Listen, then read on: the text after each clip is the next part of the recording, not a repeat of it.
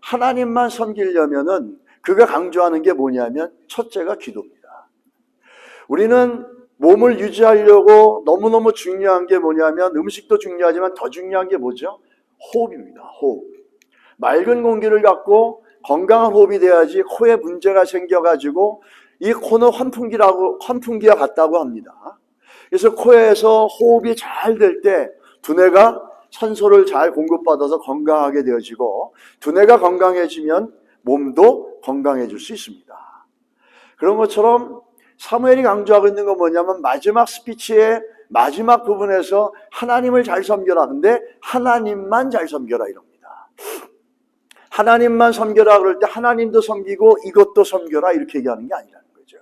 아마 여러분 가운데는 하나님을 신뢰하는 것들이 아직 그 깊이가 이 성경이 말씀하는 것을 이해할 수 없는 분들은 어떻게 하나님만 믿고 살아가겠냐라고 얘기하겠죠.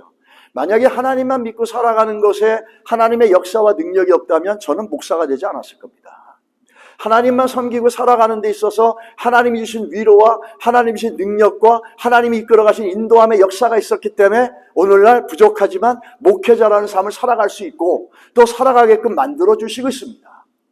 하나님이 살아계신 하나님만을 섬겨가는 것에 그 능력과 역사가 있다라는 것은 성경이 얘기하는 것이고 여러분 가운데 그것을 신뢰할 수 있는 믿음이 있으시기를 주의 이름으로 축복합니다. 내가 모른다고 세상에 그것이 존재하지 않는 건 아닙니다. 내가 못 봤다고 고목나무가 쓰러지는 걸 못 봤다고 고목나무가 서 있었던 것을 부인할 수는 없습니다. 우리는 내가 모른다고 해서 하나님만 섬기는 것이 인생에 무엇이 도움이 되겠냐라고 하겠지만 하나님만 섬기는 것이 우리 인생을 바꿔놓는 놀라운 역사가 있다는 걸 사무엘은 우리에게 강조하고 있다는 거예요.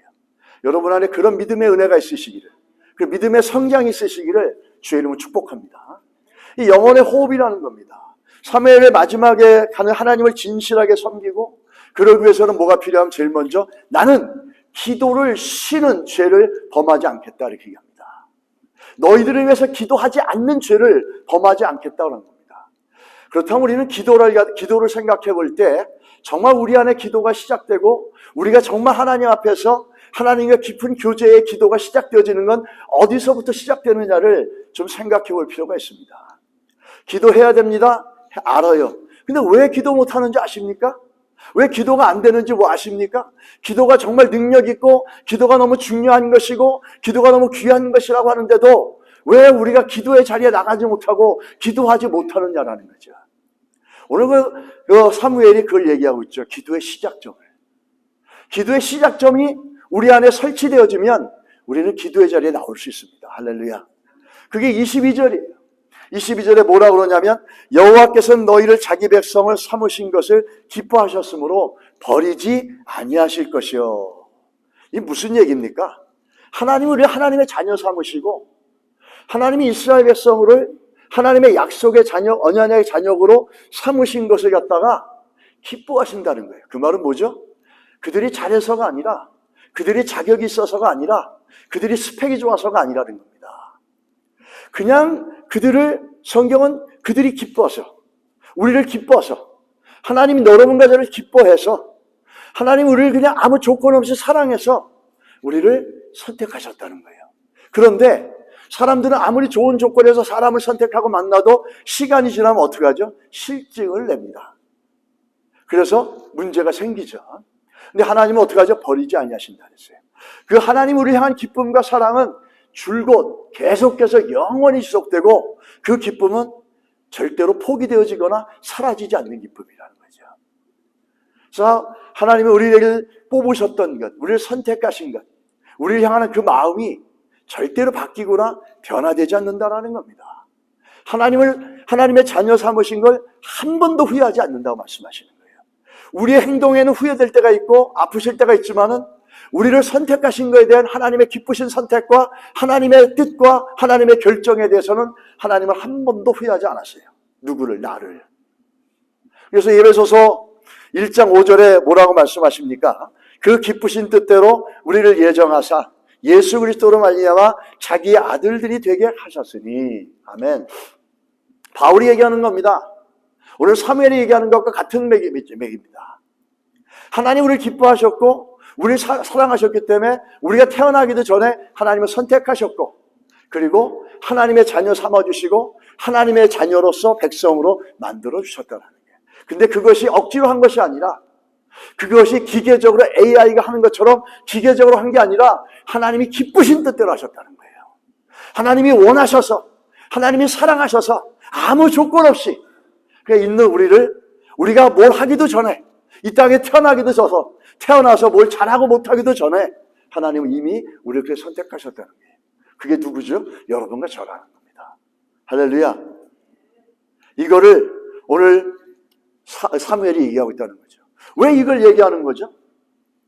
왜 사무엘이 이걸 얘기하는 겁니까? 첫째는 신명기 7장 7절로 9절에 가서 보시면 이렇게 얘기합니다. 같이 한번 읽으시죠.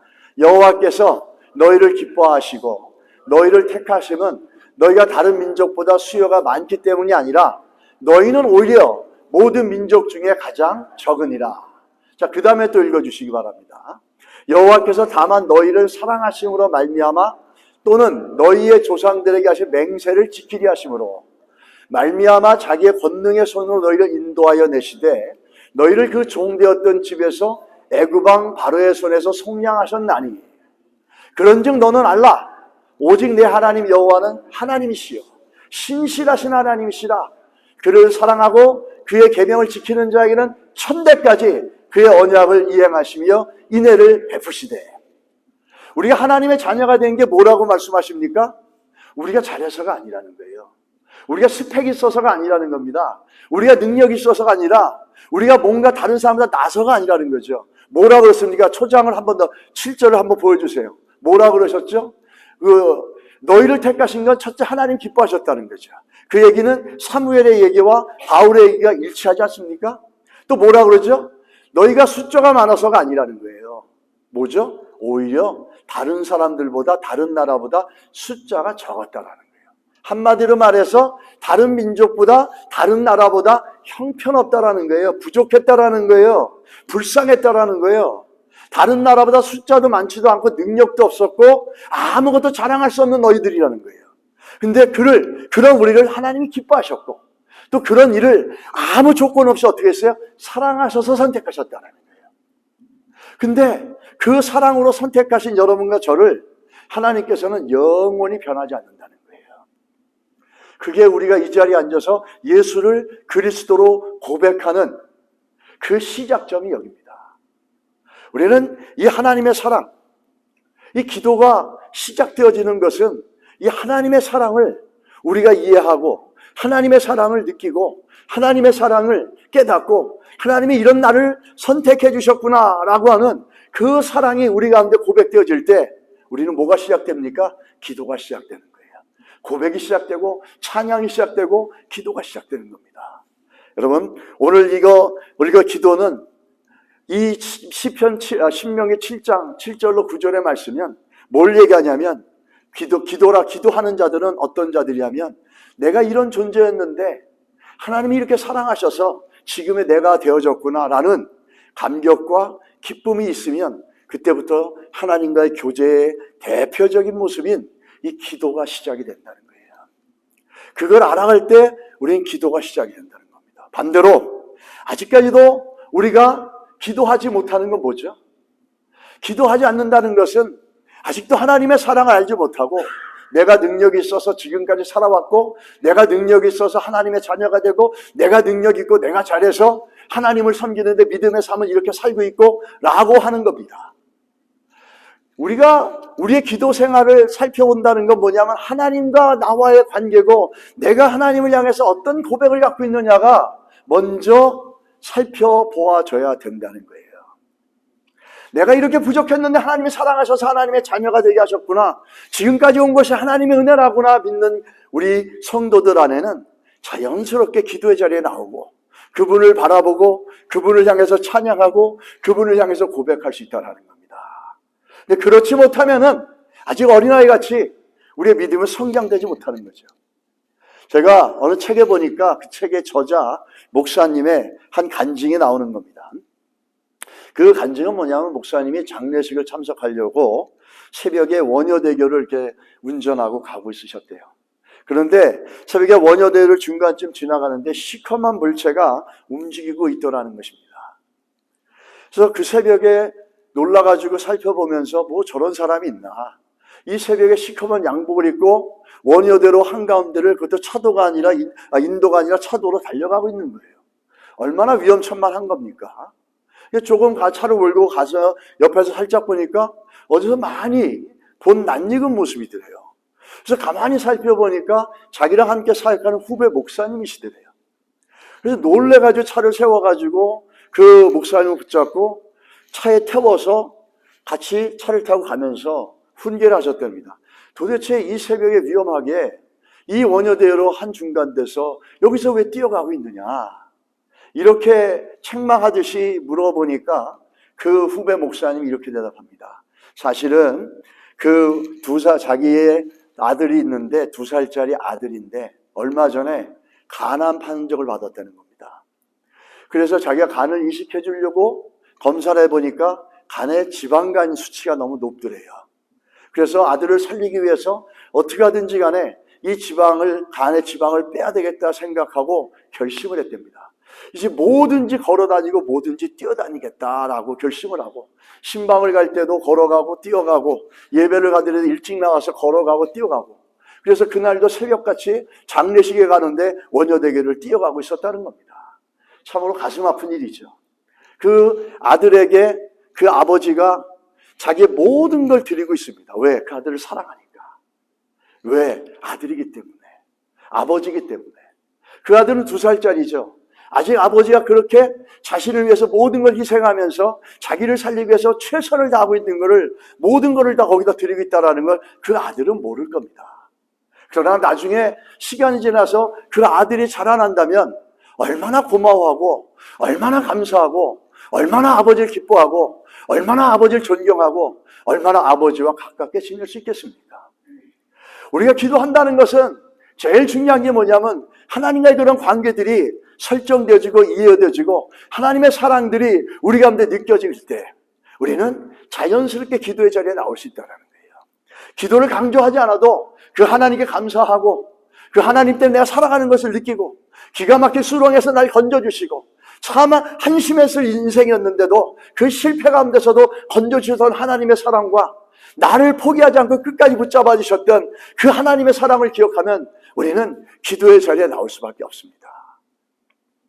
기도의 자리에 나와서 그 일하셨던 하나님을 찬양할 수밖에 없다는 거죠. 제가 제 딸내미가 그런 얘기를 할 때 그날 밤 이렇게 잠을 자면서 그냥 가슴이 먹먹하더라고요. 그런데 마지막에 자기들이 혼자 있는 동안에 자기는 그때 어느 날 어느 수련회 갔더니 아빠 옛날 교회에서 늘 수련회 왔던 장소와 너무 동일하더래요. 그 모든 게 동일한데 사람은 바뀌고 자기는 혼자 있고 모든 시츄에이션이 바뀌어서 처음에는 이게 뭐지 했는데 그때 하나님이 자기를 만져주시고 하나님의 사랑을 깊이 깨닫게 되어지면서 자기 안에 어릴 때부터 개척교 목사 딸로서 살아오면서 외롭고 힘들었던 것들이 다 회복이 되려는 겁니다. 한순간에 그렇게 되더래요. 그러면서 그 얘기를 하는데 울면서 얘기를 하고 하는데 제 마음이 먹먹하더라고요. 근데 아까 목사님, 김삼 집사님이 나를 울리게 하려고 작정을 하셨는지 그 애니메이션 그걸 올리는데 개척할 때 우리 애들 둘 데리고 와이프 데리고 설교하고 그러고 교회 청소하고 12년 동안 화장실 청소는 다 제가 했습니다.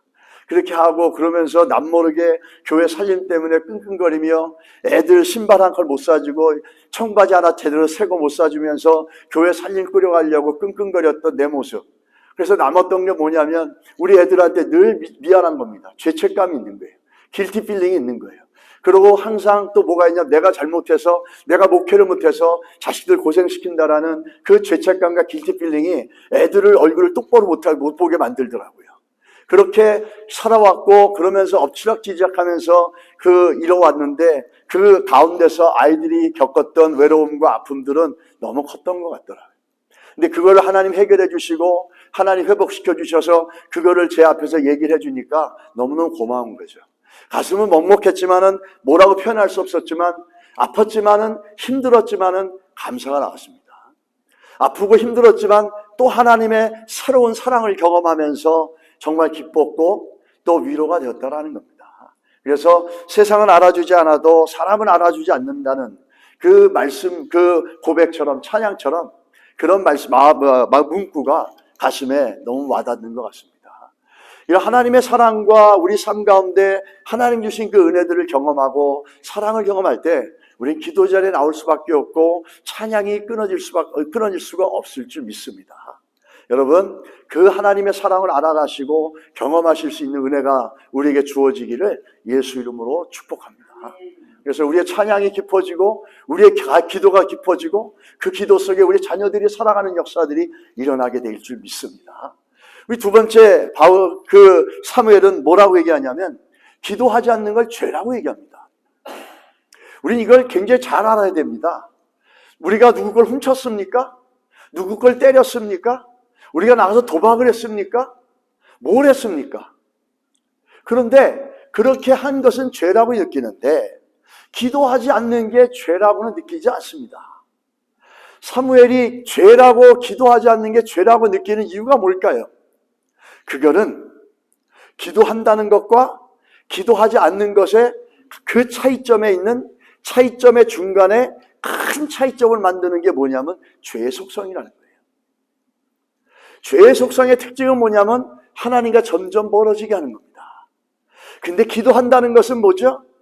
하나님이 주신 믿음으로 하나님 앞에 나온다는 것이고, 이 기도한다는 것은 하나님과 나와의 관계가 얼마나 가까워 있고 하나님과 나와의 관계가 얼마나 친밀한지를 보여주는 것이 몸으로 드러나는데 그게 뭐냐면 기도라는 겁니다. 기도하지 않는 게 왜 죄냐면 하나님으로부터 멀어지가는 스타팅 포인트가 되기 때문이에요. 내가 하나님과 멀어져 있다는 걸 보여주는 반증입니다. 기도하지 않는다는 것은 내가 하나님의 사랑, 하나님 때문이 아니라 내 능력과 내 힘으로 여기까지 왔다라고 하는 아직도 하나님의 은혜를 알지 못하는 어린아이 같은 신앙 가운데 있는 것의 모습이라는 거죠. 그래서 사무엘은 기도하지 않는 죄를 내가 범하지 않겠다 얘기합니다. 기도하지 않는 것, 행위의 문제가 아니라 여러분과 하나님이 얼마나 가까이 있느냐의 문제라는 거죠. 내가 하나님을 얼마나 가까이 느끼고 있고 하나님을 향해서 내 안에 있는 고백이 얼마나 친밀하고 그분의 사랑과 은혜를 내가 기억하면서 감사가 있고 찬양이 있고 이런 깊은 교제와 관계가 있는 자들은 누가 강요하지 않아도 기도의 자리에 나올 수밖에 없다는 거예요. 우리가 기도하지 않는 것, 내가 훈련되지 않아서 그런 건가? 내가 몰라서 그러는 뭐가 있는 건가? 그렇지 않죠. 죄의 속성 가운데 끌려가고 있다는 거예요. 나를 하나님부터 멀리하게 만드는 그 죄의 속성을 그대로 내버려둔 영적 태만이라는 거죠. 알면서도 그렇게 했다면 영적 태만이에요. 알면서도 기도하지 않았다면 그건 영적 태만이에요. 죄가 끌어가는 대로 가는 거죠. 그래서 점점점 멀어지다 보면은 하나님을 향해서 등을 돌리고 관계는 멀어지고 기도라고 하는 이것보다는 이 관계가 멀어지니까 하나님으로부터 가까이 나오는 마음이 있을 때 기도가 시작되는데 점점점 멀어지면 어떻게 됩니까? 결국은 하나님의 뜻과 상관없는 인생을 살아가지 되지 않겠습니까?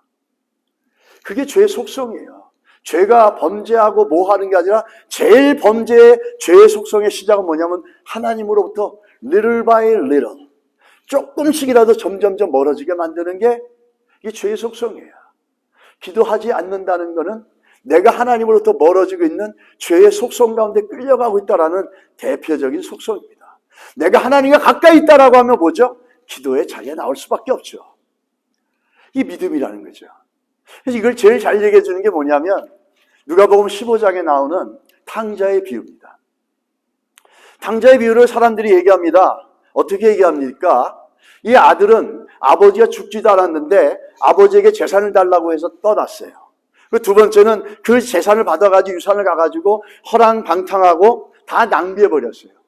만약에 이렇게 된다면 이 아들은 그 아버지에게 불효한 자식이고 또 도덕적으로 윤리적으로 문제 있는 자식으로 보게 됩니다. 이게 세상적인 관점이에요. 근데 더 큰 문제가 뭐죠? 성경이 얘기하고 있는 가장 큰 문제가 뭐예요? 아버지를 떠났다라는 거 아니에요. 아버지로부터 멀리 갔다라는 거잖아요. 그 재산을 재산을 갖다 가지고 가서 아주 불효자식이죠. 유대법에는 아버지가 죽기 전에 재산을 나눠주지 않습니다. 유산으로. 근데 살아계신데도 재산을 다 가졌으니 얼마나 아버지에게 불효한 겁니까? 마음을 아프게 했죠. 그리고 가가지고 그 돈을 막 써가지고 나중에는 어떻게 하죠? 탕진하다 못해 돼지 같은 신세가 됐잖아요. 우리 그걸 보면은 이게 탕자의 모습이라고 얘기하고 탕자의 잘못이라고 얘기합니다. 근데 더 중요한 건 뭐죠? 탕자가 아버지로부터 벗어나고 아버지로부터 멀어지려고 그러고 아버지로부터 떠나서 멀리 외국으로 가려고 했던 그 마음, 그게 문제라는 겁니다. 성경이 짚고 있는 게 그거예요. 성경이 얘기하는 것이 그거라는 거죠. 하나님부터 멀어지려고 하고 하나님으로부터 떠나려고 하고 멀리 외국으로 가서 아주 멀리 가려고 했던 그거, 돈을 다 쓴 게 문제가 아닙니다. 거기서부터 모든 문제가 시작된 거죠. 거기서부터 살아계신 아버지한테 재산을 달라는 불효를 저질렀고 그걸 가지고 와서 거랑방탕하게 사용했고 끝내는 돼지 같은 신랑을 전락을 했습니다. 그러자 그가 어떻게 합니까? 하늘을 보면서 아버지와 하나님께 죄를 졌습니다. 고백을 하자 아버지께로 회개의 결과로 어떻게 합니까? 아버지께로 돌아오려고 합니다. 아버지께 돌아오자 어떻게 하죠? 돼지 주염도 못 먹던 신세였는데 아버지가 달려나오면서 환영해주고 아들로서 회복해주고 옷을 입혀주고 반지를 입혀주고 살찐 송아지 잡아서 극진하게 대접하면서 아버지가 제공해주는 그 풍요로움과 그 보장되어 있는 미래와 인생을 살아가게 되지 않습니까? 뭐의 결과를 얘기하는 겁니까? 하나님으로부터 떨어지려고 했던 죄의 속성을 이 예수 그리스도께서는 프라디칼 선, 이 탕자를 비유해서 우리에게 말씀하고 있다는 거예요. 하나님으로부터 멀어지려고 하는 그것이 가장 큰 범죄의 원인이었고 그걸로 말미암아 그 인생은 어떻게 됐죠? 돼지 같은 신세가 됐고 그가 회개하고 하나님께 아버지께 돌아왔을 때 어떻게 됐습니까? 보장받는 미래와 인생을 살게 되었다는 거예요. 하나님을 가까이 하는 게 복인 줄 믿습니다. 믿으십니까? 하나님을 가까이 하는 게 복입니다. 하나님을 가까이 하며 나아갈 때 하나님께서 우리에게 제공하시고자 하는 그 귀한 은혜들이 있죠. 내 삶은 멀리 가서 정처 없이 멀리 떠나다니면서 하나님 왜 나한테는 이런 일 안 하시고 내 삶은 왜 이렇게 문제만 주십니까? 라고 한다면 여러분 그 삶의 문제를 보시고 나와 하나님이 어떤 관계에 있는지를 살펴보시기 바랍니다. 나는 하나님을 향해서 어떤 고백을 갖고 있고 내가 하나님을 어떻게 신뢰하고 있는지 그걸 먼저 보십시오. 왜 기도가 안 될까요? 왜 기도가 안 될까요? 훈련을 못 받아서? DTS 훈련 못 받고 무슨 기가 막힌 선교단체 훈련 못 받았고 안 그래요. 제가 훈련을 3년씩 받았어요. 그렇지만 3년씩 같이 받았던 학생들도 나중에 떠나면은 기도 안 하고 멀어지는 사람 너무너무 많아요. 훈련의 문제가 아니에요. 우리 안에 하나님의 은혜가 있어서 하나님의 사랑을, 하나님의 은혜를 물론 말씀 속에 훈련을 받아야죠. 그 근본적인 것들, 그것들이 우리 안에 있어서 하나님과 가까워지려는 마음이 있을 때 우리는 하나님이 보장해 주시는 돌아온 탕자 같은 하나님의 은혜와 하나님의 복이 우리들을 붙잡아 주실 줄 믿습니다. 우리의 미래를 채워주실 줄 믿습니다. 그래서 믿음이란 건 뭐냐면 이 프라디칼 선을 통해서 이 기도하지 않는 게 죄라는 것을 통해서 기도하지 않는 게 죄라는 이유는 기도하지 않는다라는 것은 하나님과 우리의 관계가 멀어졌다는 얘기예요. 그럼 믿음은 어떤 것인가? 믿음의 정의는 뭘까요? 히브리서 11장 6절입니다. 같이 한번 읽겠습니다.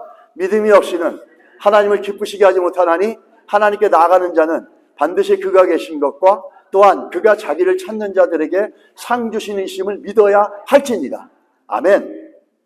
저는 오늘 이 본문을 보면서 이 믿음이라는 게 뭔지를 좀 정의하고 싶습니다.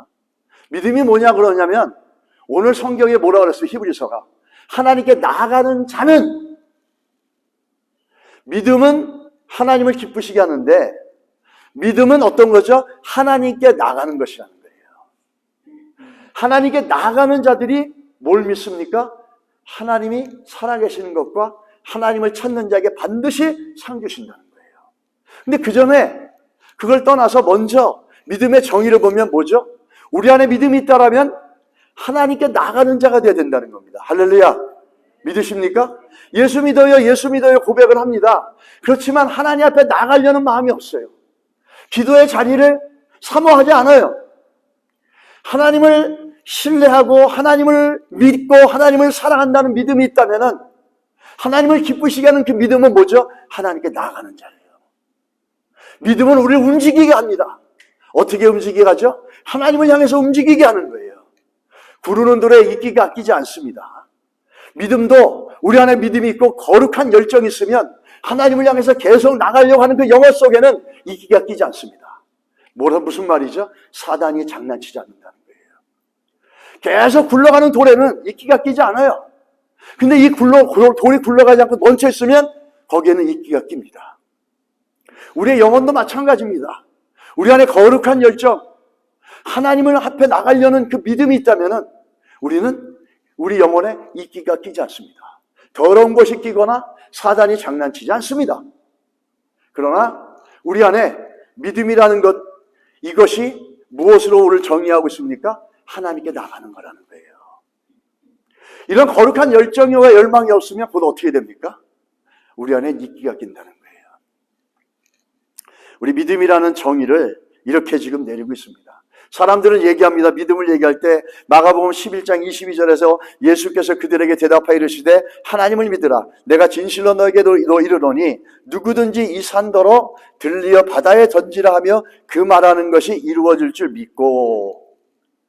마치 믿음이라는 것, 이것도 믿음입니다. 믿음인데 이거는 믿음의 결과예요. 산을 들어서 바다에 던져지라면 그렇게 되겠다라는 게 믿음이라고 얘기하죠, 예수님께서. 그건 믿음의 결과입니다. 맞습니다. 믿음이에요. 그러나 그런 믿음의 결과가 나오기 전에 뭐가 있어야 되죠? 하나님 앞에 가까이 가려고 하는 마음이 있어야 되지 않습니까? 하나님 앞에 가까이 나가려고 하는 믿음의 모습이 있고 그 믿음은 나를 이끌어서 하나님 앞에 나가게 하고 그러고 믿음으로 고백하게 만들고 기도하게 만드는 것이 먼저 있을 때 이런 기적과 역사도 있다라는 겁니다. 그것만 바라보는 게 아니라 그것을 이루기 전에 우리 안에 믿음이 있다면 그것을 사모해서 하나님 앞에 더 나간다든지 하나님 앞에 더 우리 마음을 들이면서 가까이 가려고 한다든지 바로 그건 기도죠. 그게 있을 때 하나님 우리 삶 가운데 산을 들어서 바다에 던지라면 그대로 되어지는 믿음의 역사를 보게 될 줄 믿습니다. 하나님 앞에 가까이 나가려는 마음도 없는데 어떻게 이런 믿음의 역사를 볼 수가 있겠냐는 거죠. 하나님 앞에 가까이 나가려는 마음도 없는데 그게 어떻게 신앙생활이고 믿음의 삶이라 얘기할 수 있겠습니까? 오늘 예배에 오신 여러분들은 제외일 겁니다. 예외일 겁니다. 그런 마음이 있기 때문에 오늘 이 자리에 와 있는 줄 믿습니다. 그런데 그 마음이 더 깊어지시길 바랍니다. 더 커지시길 바랍니다. 그래서 기쁨으로 주 앞에 나가는 믿음의 모습들이 우리 안에 있어야 될 줄 믿습니다. 하나님 앞에 가까이 가면 가까이 갈수록 우리의 믿음이 나를 움직여서 내가 하나님 앞에 가까이 가면 가까이 갈수록 무슨 일이 있겠습니까? 요한복음 15장 7절에 보면 이렇게 요한복음에 얘기합니다. 너희가 내 안에 거하고 내 말이 너희 안에 거하면 무엇이든지 원하는 대로 구하라. 그리하면 이루리라. 무엇이든지 원하는 걸 구하기 전에 뭐가 먼저 있어야 되겠습니까? 내가 너희 안에, 너희가 내 안에 있어야 된다는 거죠. 나랑 좀 가깝게 지내자 이거죠. 좀 하나님 가깝게 지내라. 좀 가까워져라. 기도해서 응답만 하지 말라고 하지 말고 나하고 먼저 좀 가까워지자. 너와 나의 관계가 좀 냉전같이 흘러가는 얼음 냉장고가 아니라 좀 따뜻하고 따끈따끈한 그런 관계가 먼저 되자. 그러면 무엇이든지 구하라 다 이루어지리라. 이렇게 했습니다. 할렐루야. 믿으시길 축복합니다. 다 이루어 주십시오 이렇게만 하지 마시고 제일 먼저 뭐죠? 하나님과 나와의 관계를 체크하라는 거예요. 나는 하나님 어떻게 고백하고 있는가? 내가 예수 믿고 이 자리에 와 있는 것. 하나님의 은혜고 사랑이란 고백이 있는가라는 거죠. 이 미들랜드는 신앙생활하기 참 좋은 것 같아요. 갈 데가 없습니다. 여러분 미들랜드 보낸 거 왜 보내셨을까? 돈 벌라고요? 아니요. 돈 버시려면 하나님과 가까워지시기 바랍니다. 그러면 뭐라고 그러셨습니까? 무엇이든지 원하는 대로 구하라. 그리하면 이루리라. 이렇게 얘기하는데도 안 듣는다면 어떻게 하실 거예요? 여지까지 살아왔던 그 삶 그대로 사시겠습니까? 이스라엘 백성이 그랬어요.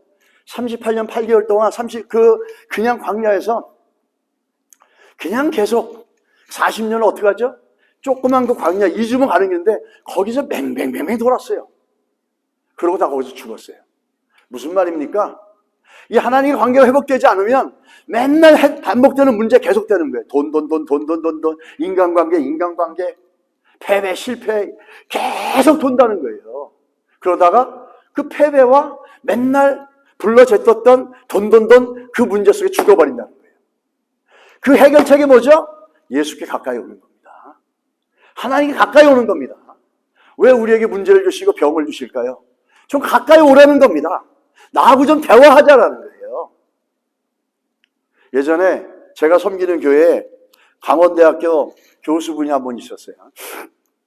그분이 저희 LA에서 산타바바라까지 1시간이 넘습니다. 100마일이 넘어요. 거기를 매주마다 오세요. 그런데 멀리 계시는 분들이 제일 빨리 와. 제일 빨리 오셔서 준비하시고 그러시고 1시간이 진짜 넘어요. 1시간 얼마인지 100마일이 넘는데 아마 LA 캘리포니아 사신 분들은 아실 거예요. 그거를 하루도 한 주도 안 빠지시고 잘 오셔서 성가대 연습까지 다 하고 오후에 가세요. 그래서 제가 가가지고 목사님 신방 좀 해주세요. 그래서 저희가 이제 올라갔어요. 산타바바라 그 교수 기숙사에 이렇게 같이 있는데 바다도 보기 너무 아름답고 좋더라고요. 아, 이건 뭐 학교 가지고 온 것보다 학교도 좋지만은 그냥 살고 싶은 거예요. 거기가 너무 좋아서. 그랬더니 그런 얘기를 하더라고요. 목사님, 제가요, 여기 오기 전에 이런 일이 있었습니다. 그래서 몸이 안 좋아서 병원에 갔더니 신장 하나가 페일됐대요. 신장 하나가 기능이 다 멈췄다는 겁니다. 그래서 떼어내야 된다고 이렇게 얘기를 하더래요.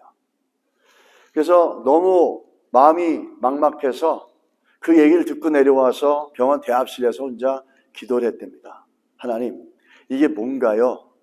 이게 왜 이런 일이 생기나요? 그랬더니 자기 가슴 안에 들려오는 음성이 있더래요. 그게 뭐냐면, 야, 너 나하고 대화 좀 하자. 그 말은 뭐죠? 나하고 좀 가까이 좀 지내자. 너 너무 멀리 가 있지 않냐.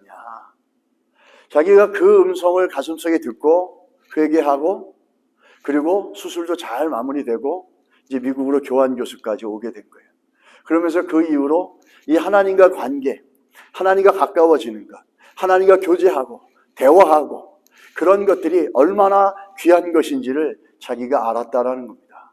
그러면서 지금은 비록 신장은 하나 있지만 굉장히 건강하게 잘 살아가고 있다라고 그렇게 얘기를 하시면서 잘 간증하는 겁니다. 맞습니다. 하나님은 때로는 우리에게 문제를 주실 때도 있어요. 왜죠? 좀 가까이 와라. Come closer to me. 좀 나하고 대화 좀 하자. 넌 세상에 다니면서 이런 대화 저런 대화 많이 하지만 나한테 드리는 시간, 나하고 대화하는 게 얼마나 있냐. 네 마음 안에 내가 있기는 하냐? 이렇게 물어보시는 걸 수 있다라는 겁니다. 그럴 때 하나님 포기하고 내가 주님 앞에 먼저 가겠습니다. 제가 대화 못했습니다. 그냥 하십시오. 그냥 마음속에 있는 거 그냥 하세요. 기도에 무슨 공식이 있습니까? 기도가 뭐 화려해야 기도입니까? 아닙니다. 하나님, 오늘 하루도 이런 가운데 이런 힘든 게 있고 이런 게 있었고 또 이런 부분에 위로가 필요합니다. 하나님 이런 거 이렇게 해주셔서 감사합니다. 그냥 이렇게 여러분 마음을 쏟아 기도하면 된다는 거죠. 근데 그걸 못하는 거죠. 우리가 기도하지 못한다는 건 하나님과의 관계가 어떠한지가 거기에 나오는 겁니다. 여러분 살펴보시기를 주의 이름으로 축복합니다. 이 하나님과 관계가 가까워질 때 이 믿음이라는 것은 하나님께로 나가게 만드는 거예요. 믿음이라는 것은 그 산을 들어 바다에 던지는 걸 던지는 거죠. 믿음이라는 것은 우리 안에 예수를 믿고 믿음의 씨앗이 심어졌으면 뭐가 있죠? 하나님 앞에 나가려고 하는 마음이 있다는 거예요. 하나님 앞에 관심을 갖고 하나님 앞에 더 가까이 가려고 하는 이건데 이런 관심이 평소에 있을 때 문제가 생기고 위기가 생길 때 기도의 자리에 나갈 수가 있습니다. 근데 그런 게 평소에 없으면 아무리 위기가 생기고 문제가 생겨도 다른 걸 쫓아가지 하나님 앞에 나올 생각을 안 한다는 거죠. 우리가 잘 아는 아브라함 링컨이 이런 고백을 했어요. 그가 하나님께 기도했는데 자기가 기도하는 이유에 대해서 이렇게 얘기합니다. 나는 기도 외에 최선의 방책을 모릅니다. 내가 가진 지혜와 주변 사람들의 재능도 어려움을 극복하기엔 부족합니다. 오직 전능하신 하나님만이 최선의 방책을 알고 있습니다. 그러므로 저는 그저 주님을 믿고 의지할 뿐입니다. 이렇게 얘기합니다. 오늘날 백화점의 CEO인 백화점의 왕이라고 하는 존 워너메이커는 이렇게 고백을 합니다. 기도란 아무도 나를 도와주지 않을 때 하나님의 손을 붙들고 하나님과 한 팀이 되어서 내 인생의 문제를 함께 해결해 나가는 것입니다. 우리 하나님 앞에 나가려고 하는 믿음이 있다면 위기가 오고 어려움이 올 때 우리 하나님 앞에 나가고 그 대화와 그 관계의 깊이가 더 깊어질 수 있습니다. 그게 기도라는 거죠. 간절히 기도하게 되는 거죠. 여러분 한번 체크해 보십시오. 왜 기도하지 못하는지, 왜 기도하지 못하는지, 나는 왜 기도에 관심이 없는지, 나는 예수 믿는 사람이라고 하지만 왜 기도에 이렇게 관심이 없는지, 왜 나는 기도하지 않는지, 훈련 못 받아서? 선교단체에서 3년 4년 훈련 못 받아서? 아니죠. 뭐죠? 내 안에 하나님을 가까이 하려는 그 믿음의 씨앗이 정말 있는지, 하나님과 관계가 그렇게 멀어져도 전혀 모르고 있지는 않은지, 그게 결과가 뭘로 나오죠? 기도하지 않는 걸로 대표적으로 나오지 않습니까? 기도하는 우리가 되기를 예수 이름으로 축원합니다. 세 번째 보시기, 마지막으로 보시게 되면 한번 그 전 걸로 좀 돌려주시죠. 제가 이렇게 썼는데 하나님만 섬기려면 기도가 있어야 하는데 기도는 하나님을 가까이 하려는 마음에서 일어납니다. 이게 정리해 드리는 겁니다. 우리 마음은 뭐하고 가까이 하고 싶어 하는지, 왜 기도하지 못하느냐? 하나님과 관계가 멀어졌다는 거예요. 그렇다면 하나님과 관계가 멀어졌다면 뭐랑 같이 있고 싶어 하는지, 뭐를 가까이 하고 싶어 하는지 여러분 마음에, 누구를 가까이 하고 싶어 하는지 여러분 마음에, 여러분 그걸 보셔야 된다는 거죠. 난 하나님 외에 예수를 믿는다고 하는데 하나님 외에 내가 가까이 하려고 하는 우선순위가 뭐냐라는 거죠. 성공? 하나님이 없는 성공은 어떤 거죠? 우리 수많은 사람들 보잖아요.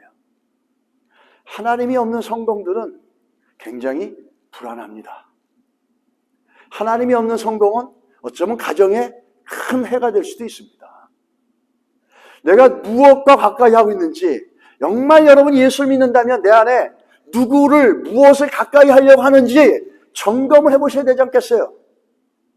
예수를 믿는데 다른 사람 신앙은 비판하면서 내가 하나님과 가까이 있는지 멀어져 있는지 한 번도 점검하지 못했다면 그건 신앙인지 아닌지 전혀 모르겠습니다. 오늘 이 사무엘의 메시지 통해서 하나님과 나와의 관계, 내 안에 뭘 가까이 하려고 하는지, 내가 뭘 관심을 갖고 있는지 좀 점검하시고 그것이 하나님께로 바뀌는 놀라운 믿음의 은혜가 있길 축복합니다. 그리고 마지막에 사무엘이 성경에 오늘 어떻게 얘기하냐면 사무엘상 7장 13절에 이렇게 합니다. 사무엘이 사는 동안에 마그심에 이렇게 얘기하죠. 사무엘이 사는 전 세상 동안에 어떻게 하냐면 하나는 13절에는 마그심에 이렇게 나오고 14절에 보면은 아모리 족속과 다른 족속과 평화가 유지됐더라 이렇게 얘기합니다. 뭘 얘기하는 겁니까? 이스라엘을 지키는 거는 왕이 아니었다는 겁니다. 이스라엘을 지키는 거는 경제력이 아니라는 겁니다. 이스라엘을 지키는 거는 군사력이 아니라는 거예요. 이스라엘을 지켰던 건 뭐죠? 기도하는 사무엘이 있었기 때문이에요. 기도하는 사무엘이 있었기 때문에 이스라엘에는 하나님이 막아주셨고 하나님이 주신 평화가 있었다는 거예요. 하나님의 평화가 이스라엘을 덮고 있었고 하나님이 다스리고 있다는 가장 놀라운 결과는 뭐냐면 평화와 화평과 평안입니다. 그리고 성경에 보니까 영어 성경 against the Palestine 이렇게 얘기합니다. 무슨 얘기죠? 이 말은 바꿔 말하면 하나님이 대신 싸워줬다는 거예요. 언제? 사무엘이 살아서 기도하는 동안에. 여러분, 우리가 이 말씀을 보면서 성경에만 기록되어 있는 것이 아니라 이게 우리 삶 가운데 우리 생활 속에 적용이 되어야 될 줄 믿습니다. 기도하는 사무엘이 있을 때 이스라엘은 부족하고 연약했고 경제력도 군사력도 없었지만 하나님이 이웃과 화평하게 만들고 전쟁이 없었고 또 어떻게 하죠? 하나님이 막으셨어요. 하나님이 대신 싸우셨다는 거예요. 누가? 사무엘, 기도하는 사람이 있을 때. 여러분이 기도하는 사람 한 사람이 여러분 가정 안에 있다면 여러분의 자녀들은 살 줄 믿습니다. 여러분 사업장 안에 기도하는 사람 한 사람이 있다면 사업장은 반드시 살아날 줄 믿습니다.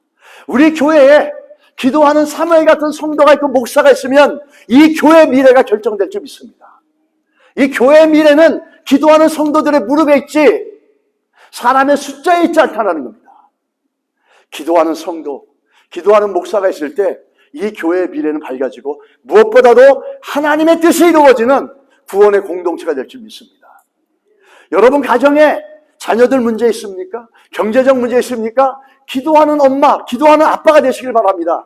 그러면 사무엘에게 주셨던 은혜처럼 기도하는 당신들 때문에 여러분의 자녀가 살아나고 사업장이 살아나고 하나님이 대신 싸워주고 하나님이 막아주시고 하나님이 평안을 주시고 회복시켜 주신다는 거예요. 여러분 우리가 기도하면서 정말 중요한 게 뭔지 아십니까? 우리가 하나님이 승리하고 계시고 대신 싸워주시고 우리 믿음의 기도가 이겨가고 있다라고 하는 것은 어디서 할 수 있냐면 우리 안에 평안이 올 때입니다. 빌립보서 4장 말씀 한번 보시기 바랍니다. 아무것도 염려하지 말고 다만 모든 일에 기도와 간구로 너희 구할 것을 감사함으로 하나님께 아뢰라. 그럼 어떻게 한다고요? 모든 지각에 뛰어난 무엇이 하나님의 평강이 그리스도 예수 안에서 너희 마음과 생각을 지키시리라. 할렐루야. 우리가 언제까지 기도해야 되느냐? 1시간, 2시간, 3시간, 4시간 좋습니다. 그러나 더 중요한 건 뭐냐면 내 안에 평안이 임할 때까지 기도하는 거예요. 문제 때문에 염려가 있습니까? 문제 때문에 근심이 있습니까? 그렇다면 기도해야 되는데 언제까지? 내 안에 평안이 올 때. 그 말은 뭐죠? 하나님이 다스리고 있고 하나님이 싸우고 계시고 하나님이 승리를 주셨다는 거예요. 그래서 평안이 중요한 거예요. 평안은 거저 얻어지는 게 아닙니다. 믿음의 싸움의 결과고 기도의 승리의 결과로 하나님 우리 안에 주시는 거예요. 염려 있으세요? 근심과 염려에 떠나가지 마시고 그것 때문에 불평하지 마시고 아무것도 염려하지 말고 어떻게 하죠? 감사함으로 하나님께 아뢰십시오. 그러면 하나님의 평강이 그리스도 예수 안에서 우리의 생각과 마음을 흔들리지 않게 붙잡아 주실 거예요. 그건 뭐죠? 이기고 있다는 겁니다. 평강과 평안은 하나님 우리 안에서 승리하고 있다는 열매라는 거죠. 언제까지 기도합니까? 1시간도 좋고 10시간도 좋습니다. 언제까지? 우리 안에 평안이 임할 때. 그때까지 기도하는 겁니다. 우리 하나님이 우리 가운데 그런 역사를 주시기를 우리가 그런 믿음의 삶을 살기를 간절히 소원합니다. 여러분 5만 번 기도의 응답을 받았다라는 조지 뮬러 목사님의 여러분 그 책들을 보셨을 거예요. 고아를 6,000명의 고아를 어느 단체로부터 후원을 받지 않고 오직 홀로 기도하면서 그 6,000명의 아이들을 고아들을 먹이고 입혔습니다. 그러면서 그 생애에 자그마치 5만 번이 넘는 기도의 응답을 받은 분으로 유명합니다. 근데 어느 날 하루는 저녁 식사를 하려고 하는데 고아원의 총무가 와서 목사님한테 이렇게 얘기하는 겁니다. 목사님, 오늘 저녁에는 먹을 것이 없습니다. 이제 먹을 것이 다 떨어져서 아이들에게 저녁거리를 줄 것이 없습니다. 라고 걱정을 하면서 이 조지 뮬러 목사님에게 왔습니다. 네, 조지 뮬러 목사님의 대답은 너무나 평안했습니다. 아니다. 하나님은 좋은 하나님이시고 좋으신 하나님은 우리에게 좋은 것들을 주실 것이다. 무엇을 먹을까? 무엇을 입을까? 염려하지 말라. 이렇게 얘기하면서 하나님의 예비하심을 믿자. 이렇게 얘기합니다. 그래도 이 총무는 믿어지지가 않는 거예요. 정말 아무것도 없는데 어떻게 합니까? 근데 목사님이 거기를 쳐다보면서 하나님이 계시는데 왜 없다고 하느냐? 이러면서 저녁 식사를 하려고 식기들을 다 준비합니다. 테이블을 픽스해가지고 수저를 놓고 포크를 놓고 접시를 다 놓고 있는데 이 총무 목사님과 이 고아원 아이들은 의아해하는 거죠. 아니, 먹을 것이 없고 음식이 없는데 왜 식기를 이렇게 놓고 먹을 준비를 하는가? 그럴 때 이제 이 조지 뮬러 목사님이 기도를 시작합니다. 하나님 아버지, 오늘도 이 좋은 반찬을 주시니 감사합니다. 우리가 지금까지 먹고 입고 사는 것은 하나님의 힘으로 된 것이 우리의 힘으로 된 것이 아니라 하나님의 도움이셨습니다. 오늘 저녁에도 만찬을 준비해 주셨으니 감사합니다. 이렇게 기도를 마치고 났는데 갑자기 차들이 막 들어오더라는 거예요. 그러면서 음식을 공급해 주는데 이 음식은 너무너무 귀한 음식이고 정말 고급에다가 값비싼 음식이라는 거예요. 그래서 그 음식을 다 아이들에게 나눠주면서 기가 막힌 식사를 했지 않습니까? 그래서 이제 조지 뮬러 목사님이 물어본 겁니다. 이 음식의 출처가 어떻게 됩니까? 그러니까 그 가져온 분들이 이렇게 얘기하는 거예요. 이 동네에 아주 돈 많은 부자 귀족들이 파티를 하기로 했었는데 그 파티를 딜리버리 하러 음식을 가는 도중에 눈이 많이 오고 길 사정이 안 좋아서 도저히 시간을 맞춰서 못 가니까 이 고아원에다가 이 음식을 도네이션 하라고 얘기가 와서 이 음식을 도네이션 하게 되었습니다 라는 겁니다. 그래서 그들이 보지도 못하고 듣지도 못했던 기가 막힌 음식으로 고아들과 그 고아원의 저녁 식사는 너무너무 푸짐했다라는 거죠. 우리가 하나님을 신뢰하며 기도하면 이런 역사는 어느 날 과거에 누군가에게 일어난 역사가 아니라 지금도 진행되는 줄 믿습니다. 다만 우리가 하나님 앞에 기도하려고 하는 자리에 나올 수 있는, 하나님을 가까이 하려고 하는 믿음이, 그 마음이 우리에게 없을 뿐이지 하나님의 역사는 계속되는 줄 믿습니다. 신뢰하시고 기도하는 부모, 기도하는 사장, 기도하는 종업원, 기도하는 성도, 기도하는 목회자가 될 수 있게 되기를 예수 이름으로 간절히 축원합니다.